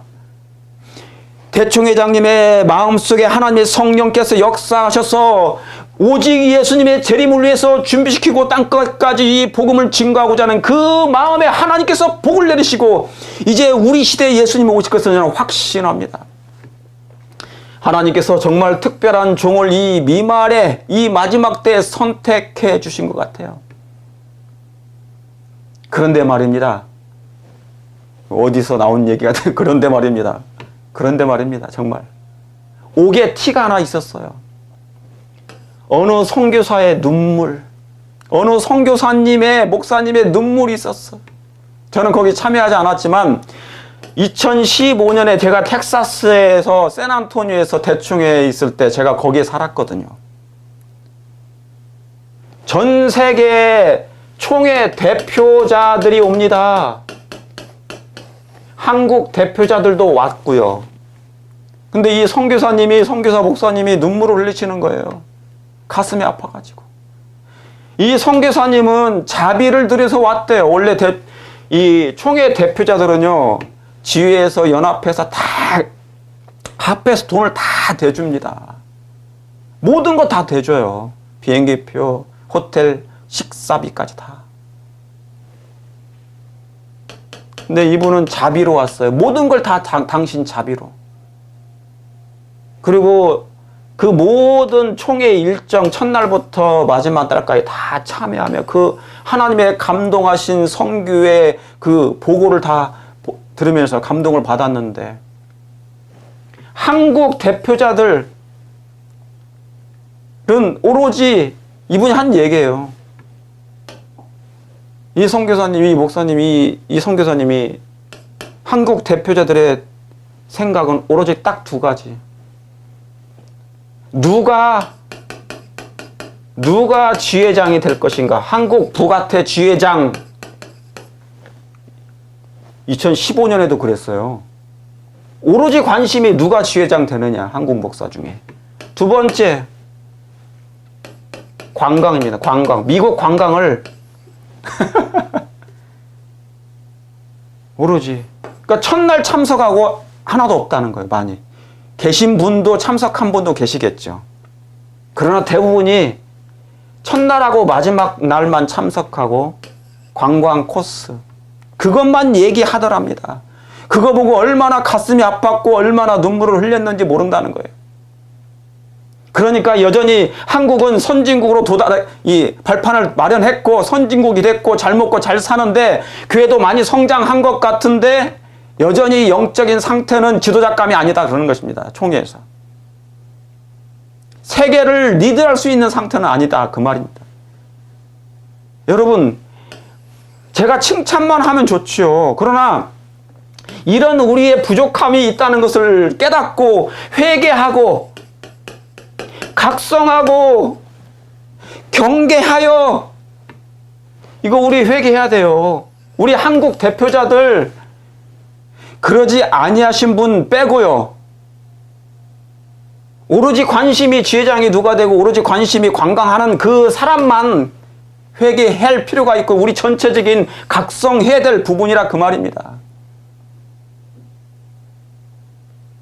하나님의 총회에서 속히 예수님의 재림을 위해서 앞당겨야 되는 절명의 사명이 우리 앞에 주어졌는데 우리는 딴 생각하고 있다면 부끄러운 일이 아니겠습니까? 제가 이 설교를 한다고 해서 저를 욕해도 괜찮습니다. 저는 그런 사람조차도 못 되니까. 그러나 우리가 다시 한번 생각해보고 회개와 믿음을 가지고 살아갈 필요가 있습니다. 우리 회개하실 마음이 있으십니까? 예수님 초림 당시에 사두개인들과 바리새인들은요, 유대 백성들은 회개와 믿음은 부족했대요. 맨날 이 회개는 안 한 거예요. 회개한다고 하는데 진짜 회개는 안 하고, 믿음이 있다 하는데 정말 믿음이 하나님이 원하시는 믿음을 가지지 않았다는 거예요.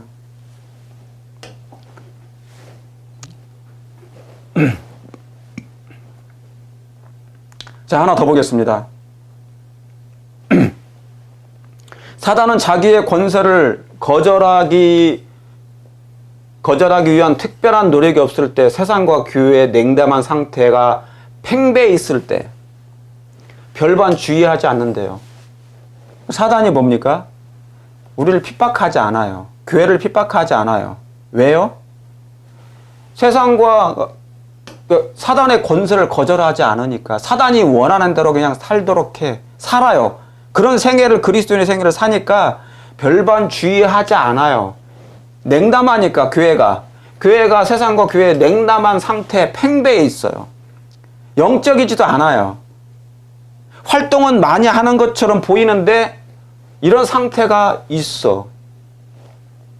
왜냐하면 그들이 그와 같은 상태에 있을 때는 사단이 자기 손에서 잃어버릴, 빼앗길 염려가 없기 때문이다. 그래서 핍박을 하지 않는 거예요. 그러니까 교인이라고 하는데 뭐냐면 교인이 아닌 거예요. 세상 사람인 거예요.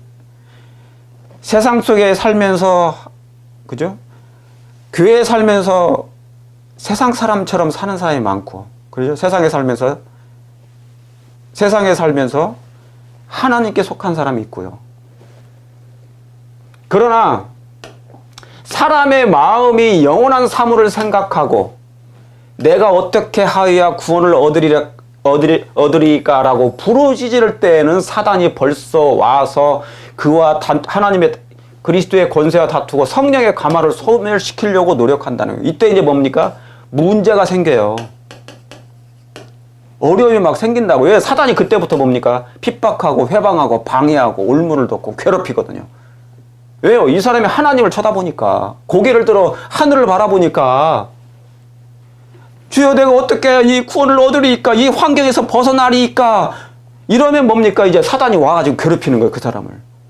그런데 그러지 않은 상태에서는 나태하고 평안하고 안전하고 그의 영적인 상태가 뭡니까? 안심하고 평안하고 안전하다. 그런 상태에 빠지면 사단이 별반 주의하지 않는다니까요. 이게 1번이고, 자, 우리는 어디에 빠져 있습니까? 어느 상태에 있습니까? 1번에 속해 있습니까? 아니면 2번에 속해 있습니까? 주여, 내가 어떻게 하여야 구원을 얻을 수 있겠습니까? 제가 어떻게 하여야 하나님이 원하시는 생애를 제가 살 수 있겠습니까?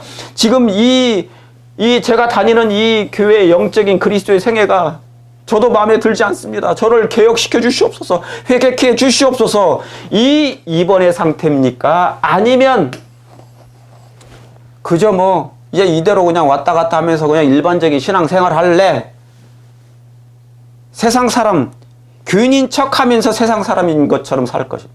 살면 사단이 내버려 두니까. 1번입니까? 이 상태, 만약에 저와 여러분들이 이 1번의 상태에 머물러 있다면 이 사람은 어떤 상태예요? 여기의 상태예요. 여기 이 광야교에서 여기로 넘어가는 거야. 그 마음이 도리어 애굽으로 향하는 상태. 그러니까 광야에서 이 광야교에서 이제 뭡니까? 멸망당할 수밖에 없는 거예요. 여기 못 건너요. 요단강 건널 수 없어. 이 상태에 있는 사람들은. 요단강 건널 수 없습니다. 요단강, 이 1번의 상태에 있는 사람들은 요단강 건널 수 없어요. 그건 요단강이 뭐예요? 환란입니다. 시련의 폭풍이 올 때 그 사람들은 다 넘어지고 말고 어디에 속해버립니까? 두려우니까 그냥 포기해버려요. 그래서 포기해버리고 반대편에 그냥 가담해버려. 아, 그래, 사단이 요구하는 대로 그냥 복종해버리자. 유월 시험령 그냥, 그래, 내가 뭐 잘 지키지 뭐, 양쪽 지키지 뭐. 그렇게 하겠습니까? 그렇게 되겠습니까? 반대편에 가담하는 것이에요. 이 상태. 그러면 광야교회는 어떤 메시지가 전해져야 하겠습니까? 지금 우리가 살고 있는 이 광야교회, 현재와 그리고 이 1월 법령이 이제 다가올 미래에 있는 이 1월 시험령 사이에 현재 이 광야교회에 살고 있는 저와 여러분들은 어떠한 우리 자신에게 여러분들에게 어떤 메시지가 전해져야 하겠습니까? 계시록 3장 17절에 네가 이같이 미지근하여 더웁지도 않냐고 차지도 않냐고 내 입에서 너를 토하여 내치리라. 나는 부자라 부유하여 부족한 것도 눈먼 것도 벌거벗은 것도 알지 못하는 도다. 이게 지금 라오디게 백성의 상태라니까요. 몰라요, 몰라. 교회는 다니는데 그냥 뭐에 지금 최면에 빠진 건지 뭐 한 건지 중풍병에 빠진 건지 뭡니까? 몰라요. 이게 우리 교회 7번째 교회의 상태라니까요. 마지막 교회의 상태예요. 안심하고 평안하고 안전한 때. 평안하다, 안전하다. 아, 괜찮아. 이 정도 뭐 잘하고 있는데. 그래서 매일 해왔던 신앙 그대로 하는 거예요. 그게 신앙이 아닌데. 이런 기별을 전해야 되겠습니까? 당연히 광야교회는 사단이 바글바글 하기 때문에 유혹하고 시험하기 때문에 정신을 차리도록 크게 외치라 아끼지 말라 내 목소리를 나팔처럼 날려 야곱에게 죄를 구하고 허물을 구하는 외치는 자의 기별, 경고와 책망과 사랑과 그 기별이 계속 증거되어야 되는데 이 라오디게 백성에 전하는 이 기별을 사람들이 듣기를 싫어한다면 어떻게 되겠습니까? 그러면 광야에서 그냥 죽어요. 요단강 건널 수도 없고 가나안 땅은 더더군다나 안 됩니다. 그러므로 내가 너를 권하노니 내게서 불로 연단한 금을 사서 부유하게 하고 흰옷을 사서 입어. 흰옷도 입고 안약을 사서 눈에 발라 봐야 된다는 얘기예요. 무릇 사랑하는 내가 사랑하는 자를 책망하여 징계한단 말이지 않습니까? 이게 메시지가 이거예요. 마지막 때 교회에 전하는 기별은. 근데 이것을 싫어하면 어떻게 돼요? 광야에서 애굽으로 가든지 광야 자체에서 죽어요. 멸망당합니다. 요단강은 생각지도 못합니다. 가나안 땅 들어갈 수도 없습니다. 교회가 육적이다. 깨어있지 않다. 그럼 어떻게 해야 되겠습니까? 그럼 어떻게 해야 됩니까? 그러면 사랑의 검을 들어야죠. 심각하다. 영적인 상태가 심각해요. 그러면 어떻게 됩니까? 검을 들이대야죠. 검을. 메스를 대야 돼요. 메스. 정말 잘하고 계시는 교회들을 제가 말씀드리는 게 아니에요.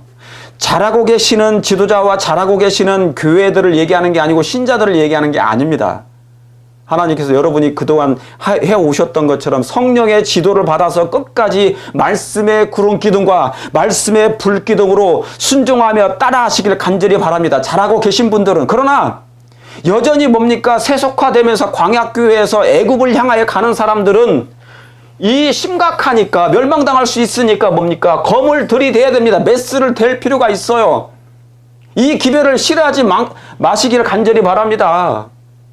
에? 사랑의 검이 필요해. 그럼 뭐예요? 진단을 잘해야 가장 적절한 치료가 이루어지지 않겠습니까? 자, 이제 진단을 해보십시다.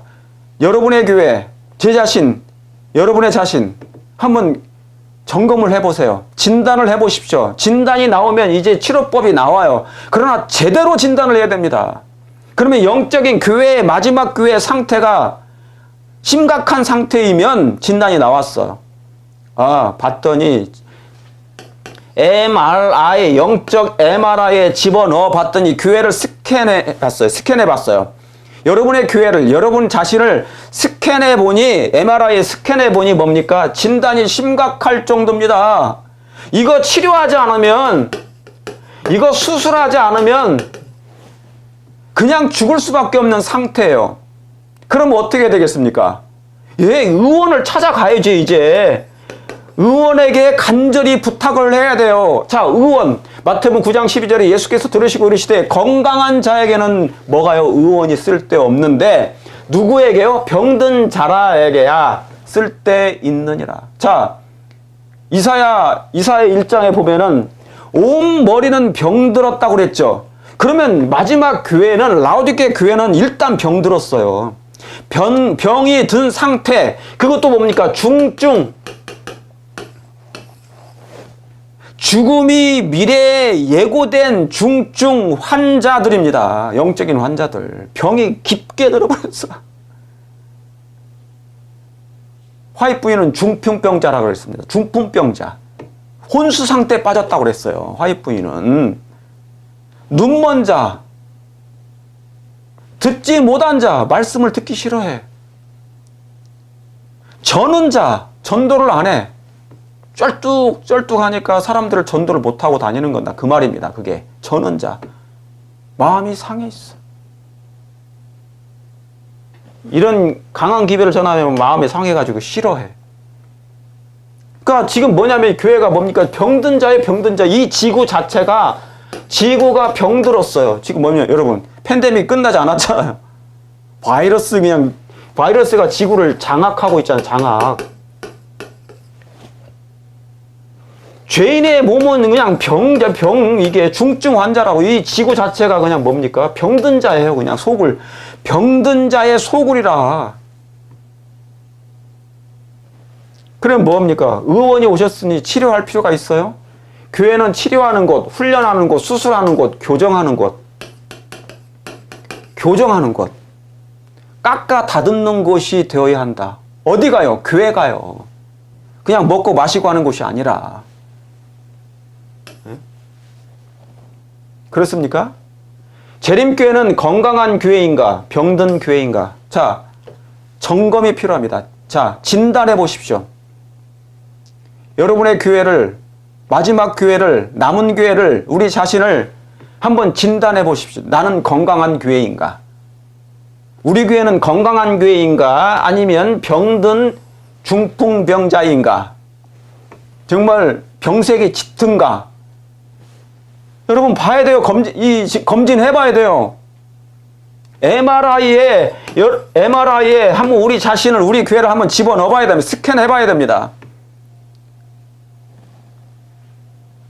너희가 어찌하여 매를 더 맞으려고 더욱더 패역하느냐. 온머리는 병들었고 온 마음은 피곤했다.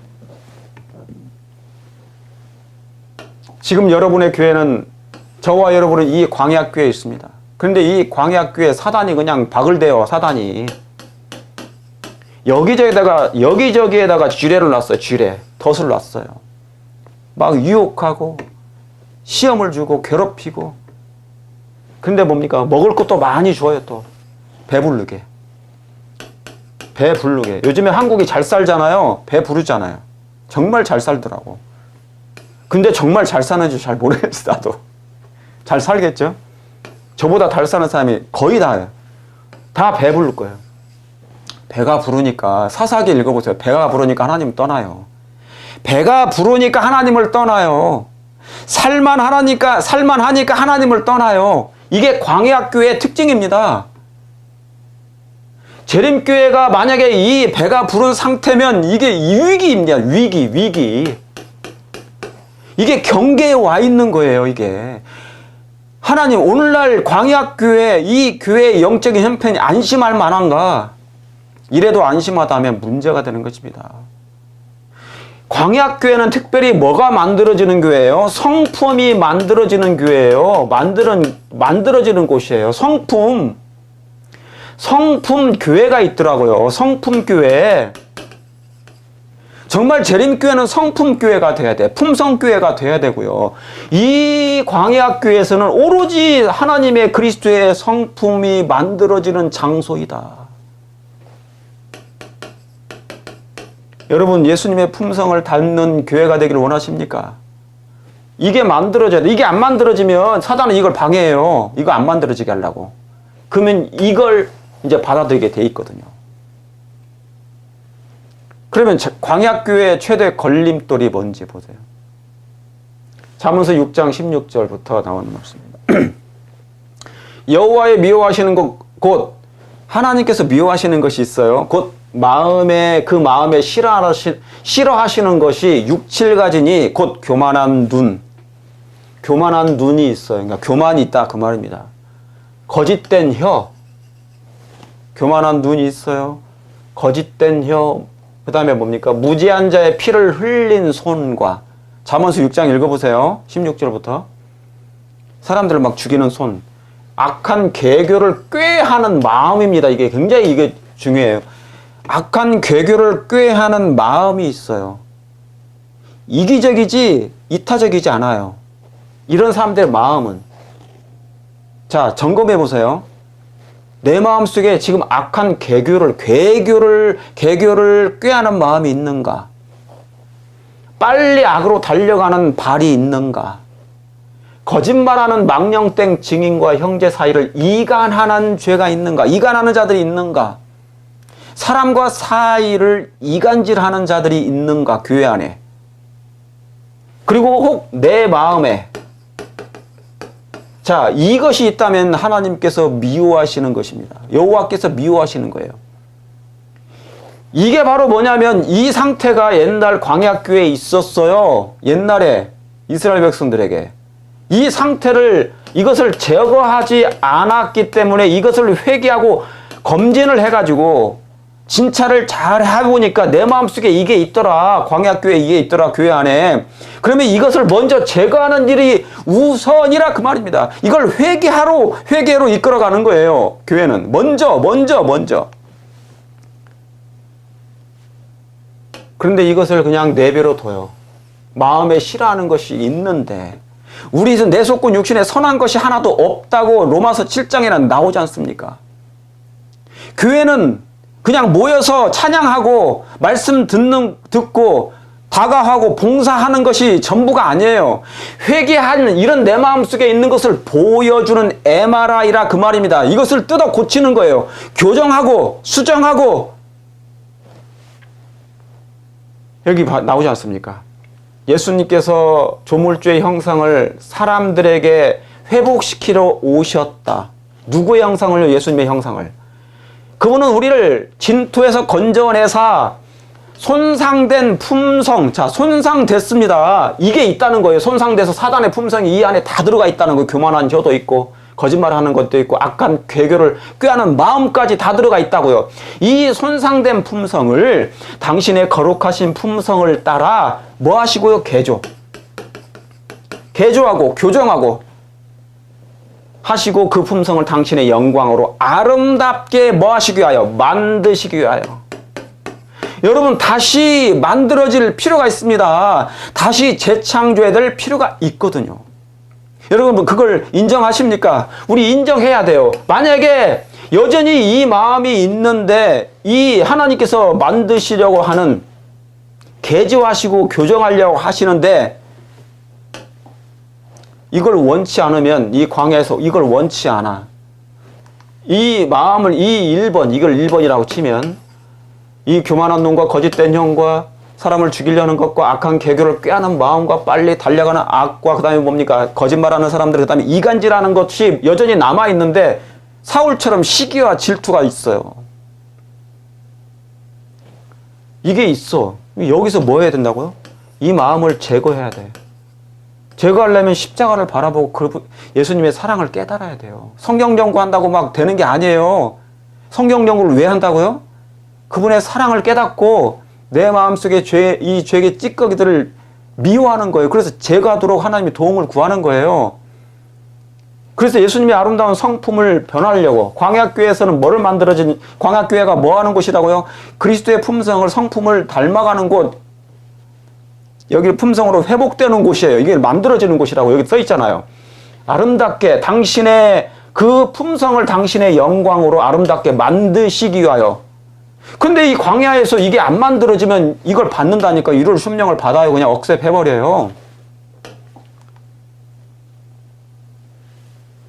여러분, 사울이 있잖아요. 다윗이 승승장구해서 이 골리앗과 싸워서 이겨가지고, 그러기 전까지는 자기의 마음에는, 사울 왕의 마음에는 뭐가 없었냐면 시기와 질투가 없다고 생각했어요. 나는 원래 시기하지 않아. 나는 질투하지 않아. 원래 교만하지 않아. 그랬는데 이간질이 없었어. 그런데 다윗이 등장함으로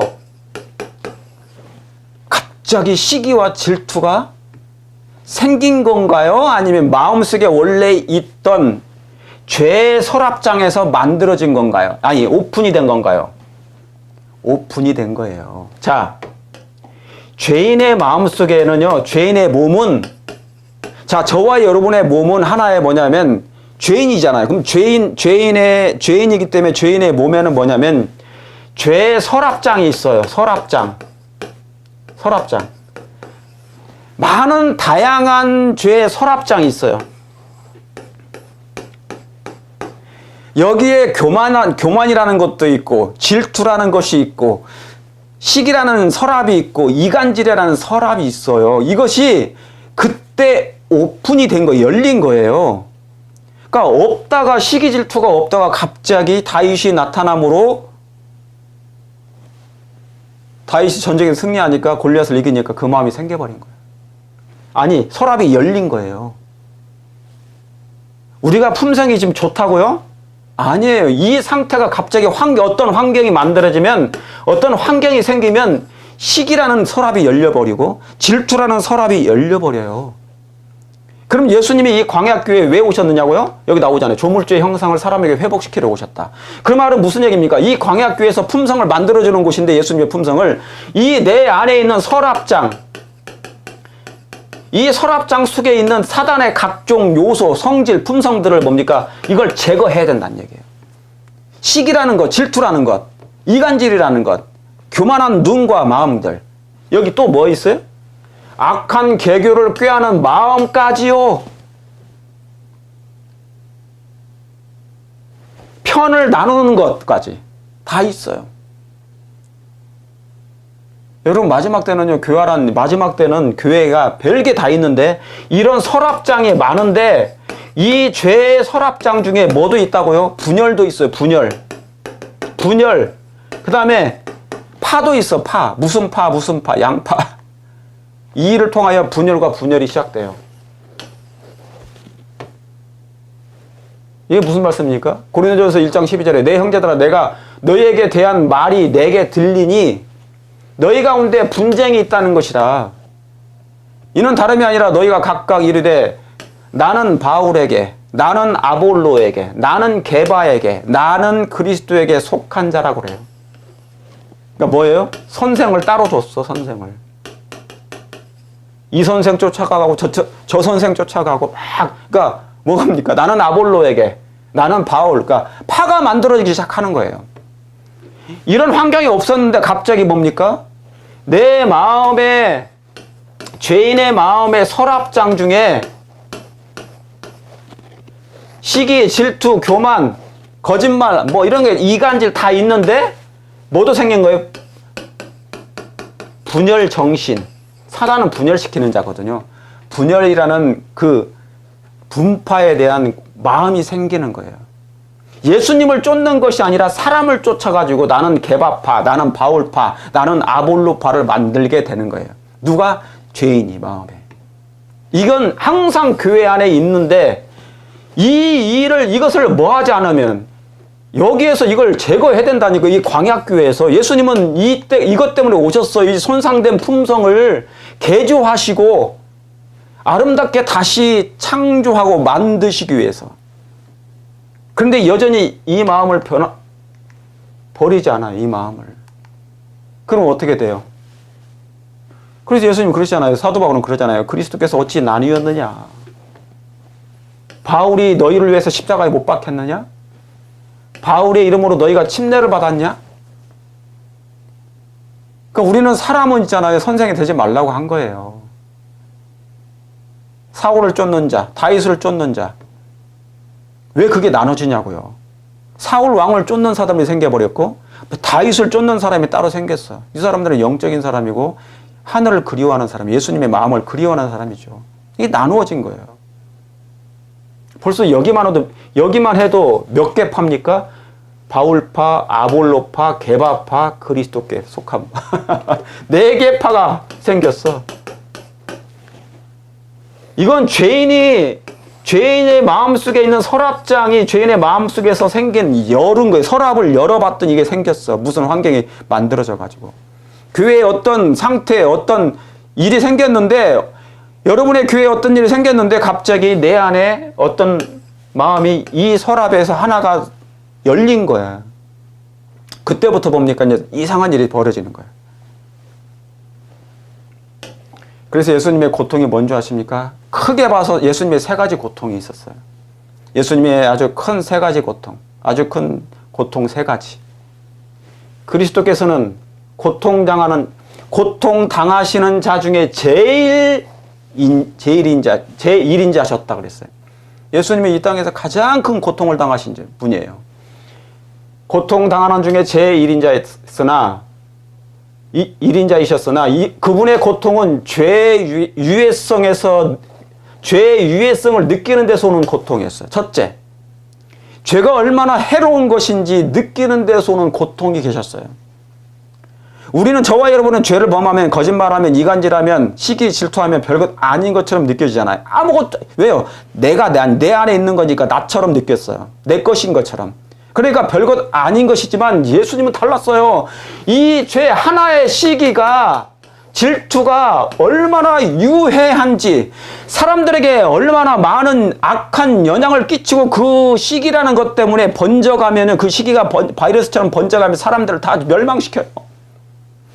그 유해성을 예수님이 느낀, 필링하는 데서 오는 고통이 있었단 말입니다. 그리고 인간이 죄에 익숙해 있기 때문에, 그 다음 2번째 고통이 뭐예요? 죄에 익숙해 있기 때문에 죄의 흉악성을 알지 못하는 데서 오는 고통이 있어요. 죄의 흉악성을 알지 못한다는 것을 아시는데, 죄에 너무나 익숙해 있어, 우리가. 죄인들이 너무나 죄에 익숙해 있기 때문에 그 죄가 얼마나 흉악한 것인지를 사람들이 모른다는 것을 느끼는 것에 대한 고통이란 말입니다. 예수님은 그걸 다 알아요. 그래서 예수님은 그 고통이 너무너무 심하셨어. 저와 여러분이 너무나 죄에 익숙하기 때문에 그 죄가 얼마나 흉악한 것인지 잘 몰라. 그것을 아시는 데서 오는 고통을 느끼셨다는 거예요. 그리고 뭡니까? 죄의 권세를 깨트리고 나오려 하는 사람은 너무나 적다는 거예요. 죄의 권세가 우리를 붙잡고 있는데 우리 안에서 죄의 권세가 우리를 붙잡고 안 놓아줘요. 이 권세를 깨트리고 막 바라가면서 깨트리고 나오려고 하는 사람이 적다는 거야. 그것을 아시는 데서 오는 고통이 예수님은 이 세 가지 고통을 다 가져오셨어요. 여러분, 죄의 유해성을 느끼십니까? 죄에 익숙해가지고 죄의 흉악성을 여러분 느끼십니까? 얼마나 흉악한지. 죄의 권세가 나를 붙잡고 안 놓아주려고 하는 것, 깨트리고 나오려 하는 마음이 여러분에게 있으십니까? 있어야지. 이 세 가지가 있어야 예수님과 예수님의 고통과 함께하는 거예요. 아, 예수님이 이런 고통 때문에 매일 고통을 당하셨구나. 사랑하는 성도 여러분, 여러분의 고통은 예수님과 하나 된 고통입니까? 아니면 이기적인 고통인 것입니까? 이걸 생각하시길 간절히 바랍니다. 그러면 이 영적 광야가 존재해야 하는 이유, 광야교회가 존재해야 하는 이유가 뭐예요? 이 광야교회에요. 사단이 득실거려요. 지뢰의 밭을 놔요, 사단이. 근데 진단해봤더니 우리는 뭡니까? 형편이 없어. 손상된 품성이 있어요. 사단의 품성이 있어요. 기질이. 그러면 빨리 이걸 뭡니까? 수정해야 돼. 회복해야 돼. 이걸 제거해야 돼요. 그래서 하나님의 형상이 만들어지는 곳, 하나님의 형상이 만들어지는 곳이에요. 이게 광야교회가 회복되는 곳이에요. 예수님처럼 되게 하는 것, 이곳이란 말이에요. 이게 그래야만이 요단강을 건널 수 있거든요. 이게 바로 광야교회가 존재하는 이유입니다. 예수께서 사람의 현세적 유익과 영원한 유익을 위하여 하나님께서 누구를요? 자, 여기 중요합니다. 성령을 통하여, 이 광야교회에 성령을 보내신 이유가 그것입니다. 성령을 통하여 마음을 어디를요? 마음을 움직이신다. 아, 중요합니다. 마음을 움직이셔요. 다 마음이 망가졌기 때문에 마음을 움직이신다. 누구를 통하여서? 성령을 통하여 가르치셨다. 그분은 하나님의, 자, 여기 중요합니다. 따라하세요. 하나님의 성령에 의해서만 이루어질 수 있는 뭐예요? 품성의 변화. 아, 너무너무 중요합니다. 하나님의 성령에 의해서만 뭐가 변화된다고요? 품성이, 그리스도의 성품이 변화된다고요. 이 영감의 기별을 여러분 외우시길 바랍니다. 그리고 실천하셔야 돼요. 어디에서? 광야교회에서, 여러분의 교회에서. 여러분의 지금 우리 교회는 영적으로 안심할 상태인가? 이 광야교회에서 하나님의 성령에 의해서만 이루어질 수 있는 품성의 변화를 인간의 능력을 의지하여 이루려는 과오를 보여주셨다. 인간의 능력을 의지하지 마세요. 저를 의지하지 마세요. 사람을 의지하지 마세요. 단순한 성경 연구 지식 의지하지 마세요. 하나님의 성령께서 우리의 마음을 변화시키시고 성품을 예수님께로 변화시키신 분이시라는, 유일한 신 하나님이시라는 것을 여러분 아시길 바랍니다. 사단의 유혹에서 제거되고, 그런데 이것이 여전히 뭡니까? 여기에서 그냥 이 마음이 그대로 남아있다면 어떻게 되겠습니까? 이런 마음이 안 되죠. 안 되는 거예요.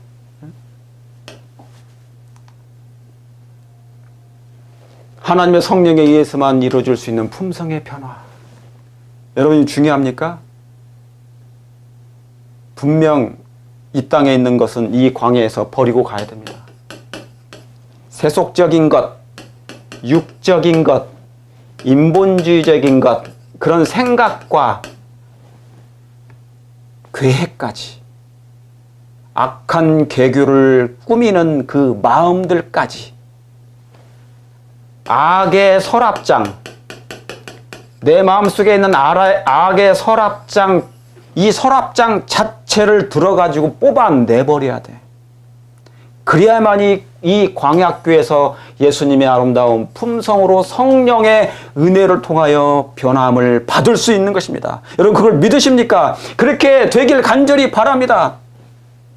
여러분 그럼 광야에서 일어나는 기적이 무엇인가? 여러분 기적 중에 기적은 뭡니까? 자, 다 같이 읽어보겠습니다. 기적 중에 기적, 정말 미러클, 이적 중에 이적, 기적 중에 기적은 인간의 마음에 일어나는 변화입니다. 여러분의 마음에, 저의 마음에 일어나는 변화입니다. 곧 인간의 품성의 변화는 항상 살아계신 구주께서 영혼을 구원하시려고 역사하고 계심을 보여주는 기적이다. 그러니까 인간의 마음에 일어나는 변화, 곧 인간의 품성의 변화가 이적 중에 이적이요 기적 중에 기적이라는 것입니다. 여러분 이런 이적이 우리의 마음에 일어나기를 원하십니까?